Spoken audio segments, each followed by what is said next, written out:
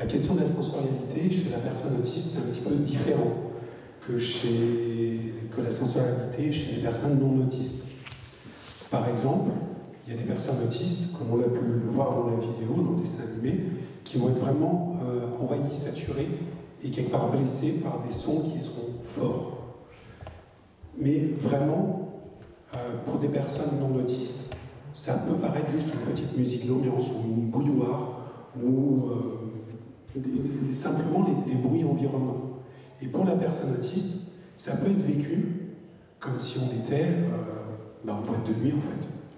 Où c'est vécu de façon très très forte, parce que c'est perçu de façon très très forte, parce que ça crée la douleur, la violence. Je crois que c'est le seul terme qui existe finalement.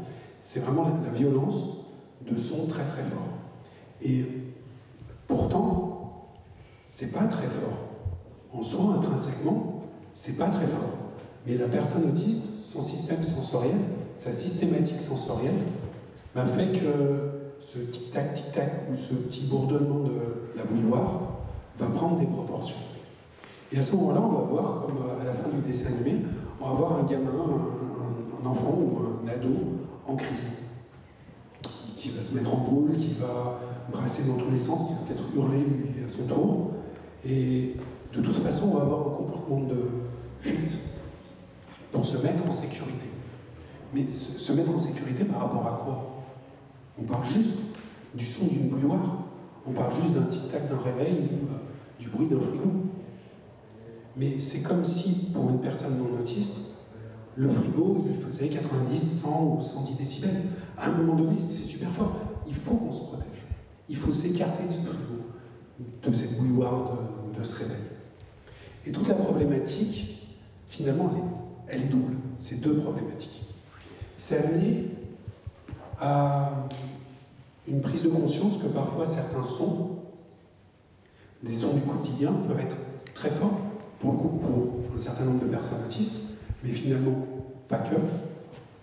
Et la deuxième prise de conscience qui est très importante, c'est la personne autiste elle-même, c'est de se rendre compte que peut-être le son du frigo, il n'est pas hyper fort. Ça ne veut pas dire qu'il faudrait rester stoïque parce qu'il y a le frigo à côté. Ça ne veut pas dire qu'il faudrait subir. Parce que s'il y a un comportement de fuite, d'ailleurs, c'est qu'il y a un vrai problème en amont. Et pour le coup, c'est la perception en termes d'intensité qu'on peut. On ne peut pas faire diminuer l'intensité du son ou de la perception de celui-ci, et on ne peut pas non plus débrancher le frigo. Donc à un moment donné, il y a des astuces. Mais si on ne sait pas que c'est à nous de prendre ça en considération, et si déjà on ne sait pas qu'il y a un problème, parce que le problème finalement c'est pas le frigo, quelque part il y a un problème. Mais si on ne sait pas qu'on résout ce problème avec un casque anti-bruit ou avec des bouchons en mousse, à un moment donné, soit on sera complètement recroquevillé sur nous-mêmes, parce qu'il y a le frigo, soit on sera en crise. Ou soit on ne sera pas dans la pièce parce qu'on sera parti, parce que, encore une fois, il y a le frigo. Et là, on se retrouve face à des conséquences qui mettent la personne autiste à l'écart. Parce que peut-être que dans la cuisine, il y avait une réunion de famille, et ça aurait été important sur le plan émotionnel pour la personne autiste de participer à cette réunion de famille. Peut-être que c'était une réunion d'amis. Dans tous les cas, la personne, soit elle n'est plus là, parce qu'elle est partie de la pièce, soit elle est en crise. Cette prise de conscience que ce n'est pas de notre faute à nous, ou de notre fait à nous, mais qu'il y a une action qui peut être faite de notre part, des bouchons, un casque anti-bruit, ou peut-être juste de dire écoute ou écoutez, pour moi le lieu est un petit peu bruyant, est-ce que la réunion, est-ce qu'on pourrait la faire dans la salle à manger plutôt qu'à côté du frigo? Juste ça. Alors je sais que ça s'appelle, ou plutôt c'est ce qu'on appelle la maturité, et j'ai 40 balais, 41, et j'ai fini par comprendre que c'était un acte de maturité, mais si on n'a pas tout le raisonnement logique en nous, c'est-à-dire que si on ne nous a pas donné des outils, et je parle bien d'outils techniques, pour gérer la situation, où là, pour moi, le bruit du frigo, pour moi, il est fort, bah, à un moment donné, on va se retrouver bloqué dans la cuisine. On va se retrouver bloqué à côté de ce frigo, et à un moment donné, il va y avoir un dysfonctionnement. Apprendre à gérer l'autisme, à gérer son autisme, et si je peux dire, apprendre à se gérer, c'est finalement savoir dire, attends, là c'est un peu fort, je mets mes bouchons, je mets mon casque. Ça, cette partie de la conférence, là, ce que je viens de dire, je me rends compte que ça peut paraître très terre à terre, très basique, mais je le fais quand même, parce que j'aurais apprécié qu'il y a des années, on me dise, bah, écoute, tu peux mettre des bouchons, c'est pas une honte, c'est pas un problème, c'est pas tout ça, tu peux mettre des bouchons, tu peux mettre un casque.